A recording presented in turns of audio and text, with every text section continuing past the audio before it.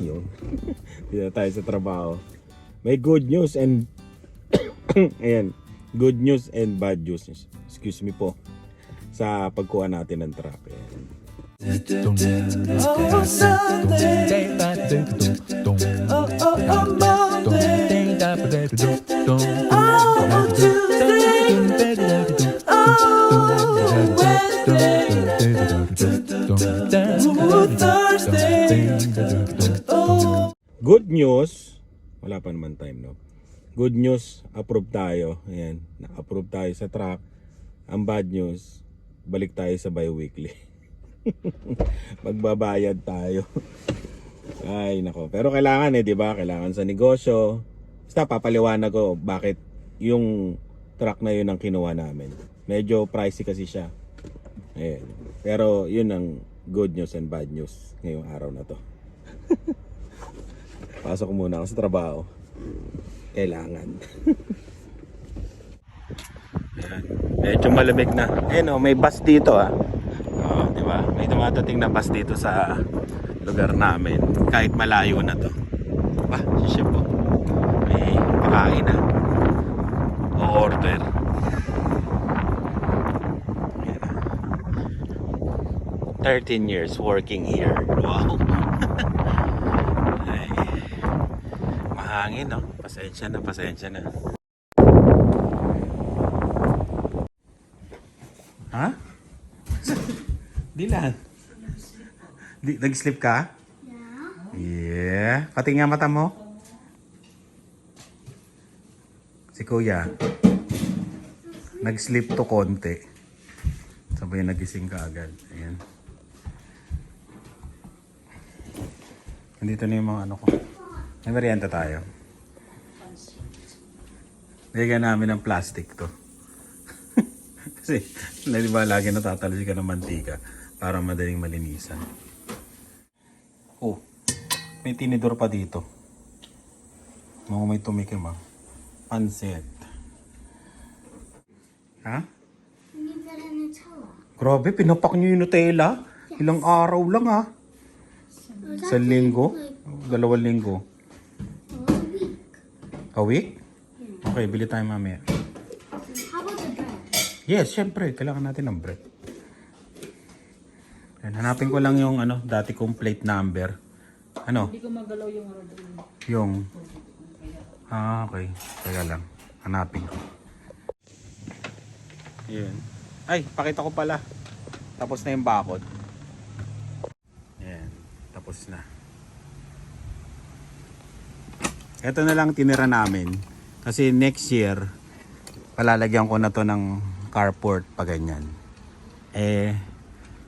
Hindi ko alam kung ano gagawin ko dito sa part na to. Kung isasagad ko ba o doon ako maglalagay ng parang gate.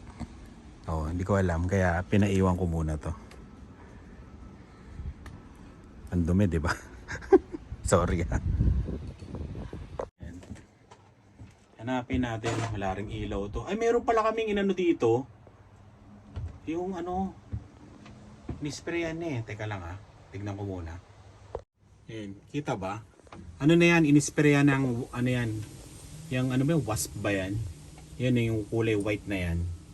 Na-sprayan na yan. At nawala na dyan yan. Parang foam yun Putakti yata yan sa Tagalog. Nung naglagawa kami ng nung fence yan, nakita yan. Ayan, kaya wala na yan. Bali, pag to inayos na tong dito. Itong mga kalat dito. Yan. Mga kalat dito, tatanggalan namin yan. Ang gulo, di ba? Kaya nagpagawa kami ng panibago Para yung mga tools na kailangan namin sa renovation, dyan lahat. Tapos dito yung pang pang sarili. Nandito pa yung mga ibang tools Ngayon, hanapin ko. Ito kasi nakaharang yung tule. Ay! Baka ibenta ko na to. Kasi, pag nag-road trip kami, di ba? Truck na gamit namin. Ayan. Ang gulo, di ba? Ayan, para makita naman tayo. Di ba? Lagyan natin dito. Hinahanap ko yung yung dati kong plate number para Yun yung kukunin, yun yung papalagay ko sa kukunin nating truck, di ba? Para at least hindi na tayo kukuha ng panibagong plate number. Pero dito napakadali lang naman kumuha ng ng plate number. May naka-ready na silang plate number dito. Eh gusto ko lang gamitin yun kasi yun yung unang-una kong plate number na una ako nagkasakyan dito sa Canada. 2014 yata yan. Ayan. Kaya hinahanap ko siya. Alam ko nandito pa yun eh. Yan. Ano ba yung napag-usapan natin kanina yung pagdating ko kanina sa trabaho, yun yung ano ba to? Yun, good news ba o bad news? Yan. Good news kasi nga makakakuha na tayo ng truck. Ang bad news, balik tayo sa bi-weekly. Diba? Bayarin na naman, diba? Pero ayos lang naman kasi para sa business, tapos para sa amin. Sa susunod na mga vlog papaliwanag ko kung bakit ganun yung kinuha kong brand, ganun yung kinuha kong sasakyan at basta kung bakit ko siya kinuha yung sasakyan. Ayan. Sa mga susunod na araw. Sa mga susunod na vlog yan. Nandito yun eh. Tinali ito kasi kaya nako. Eto.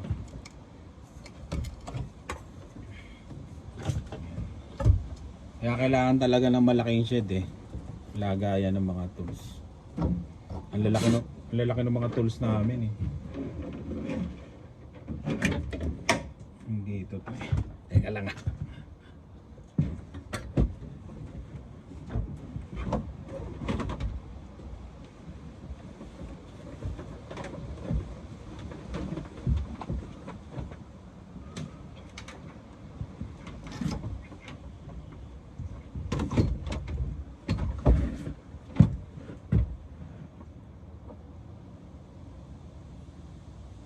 Parang wala na yata.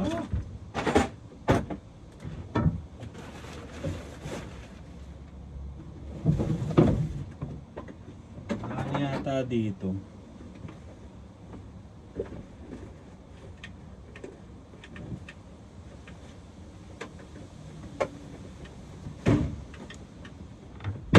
Look.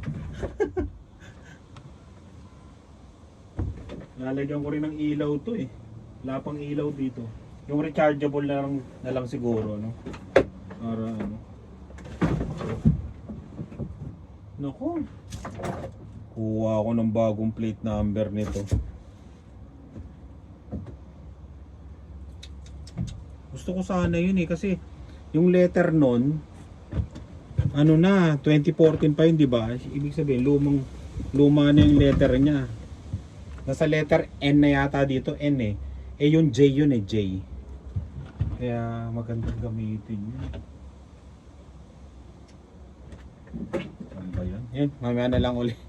Mamaya, hanapin ko muna. Ito lang yun eh. Wala, hindi ko makita.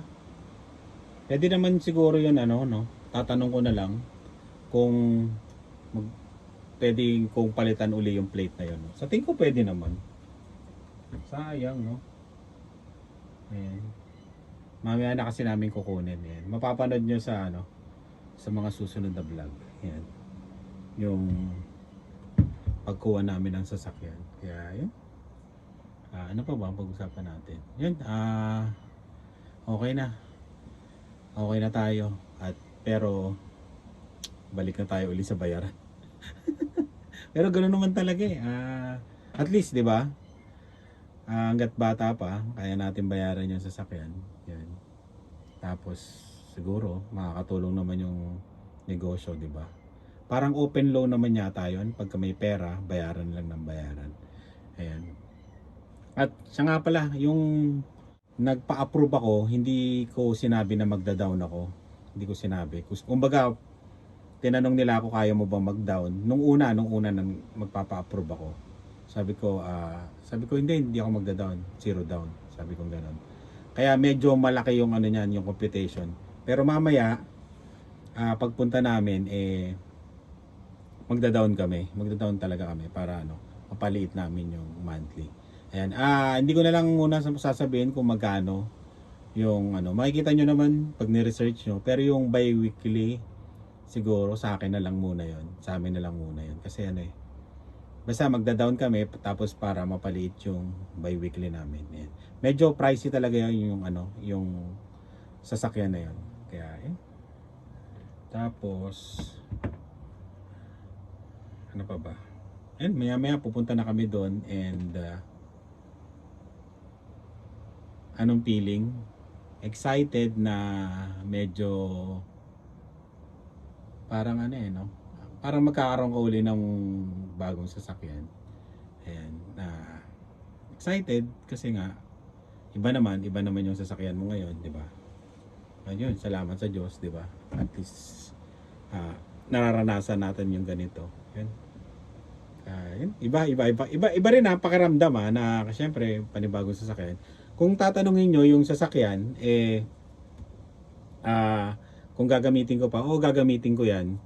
Kumuha lang talaga ako ng truck para sa pangnegosyo, tapos yun na rin pang gamit na rin namin. Pero yung sasakyan na yan, gagamitin ko pa rin yan pang Uber.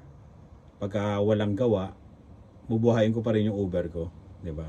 Para at least kumita pa rin siya, 'di ba? Yung sasakyan na yan. Kaya ayun, makakatulong siya sa sa pangbayad ng insurance at registration ng dalawang sasakyan. 'Di ba? Yung monthly naman ayun, sasabihin ko na maraming salamat kasi yung pambabayad namin sa truck kukunin namin sa kita sa YouTube. Kaya malaking part kayo, yan, malaking part kayo sa yan. Napuno yung memory. Sabi ko kanina. Ayun, malaking part kayo sa pagbabayad namin diyan sa kukunin namin truck. Kaya maraming salamat sa mga nanonood, ikaw mismo. Ayan, kayo. Ayan, maraming salamat sa patuloy na panonood ng Carino Family. Ayan. Isa kayo sa mga susi na kaya kami makakabayad sa truck, di ba? Kaya maraming salamat sa inyo. Tsaka dun sa mga members namin, ayan, Ray Salazar, yan talagang all-time member. Tapos yung iba pa, babanggitin ko. Pero since day one, yan, ng membership ng Carino Family, nandyan na yan, naka-member na yan sa Carino Family. Kaya maraming salamat sa inyo.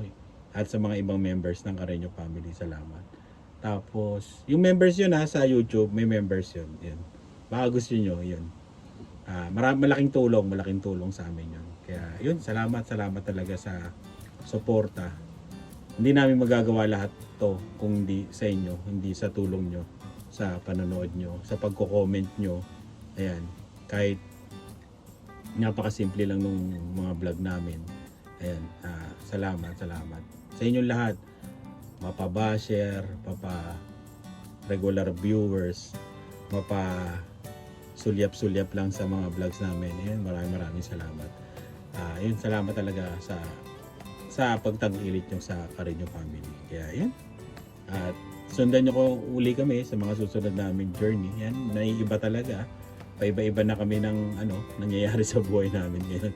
Kaya yun, maraming salamat at kakain siguro akong merienda muna. Tapos diretso na kami sa doon sa dealership. Kaya salamat ulit sa laging panonood. Ingat po kayo. Bye.